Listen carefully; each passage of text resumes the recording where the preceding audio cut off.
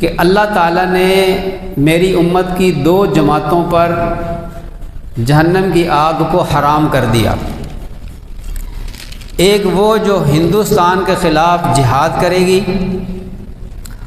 اور دوسری وہ جو عیسیٰ ابن مریم علیہ السلام کا ساتھ دے گی۔ ایک یہ روایت ہے تو ہندوستان کے خلاف جہاد کرے گی، 2 جماعتوں پر جہنم کی آگ حرام ہے۔ ایک وہ جماعت جو ہندوستان کے خلاف جہاد کرے گی، اور دوسری وہ جماعت جو حضرت عیسیٰ علیہ السلام کا ساتھ دے گی۔ ایک روایت یہ ہے۔ دوسری روایت حضرت ابو ہریرہ رضی اللہ تعالیٰ عنہ سے ہے۔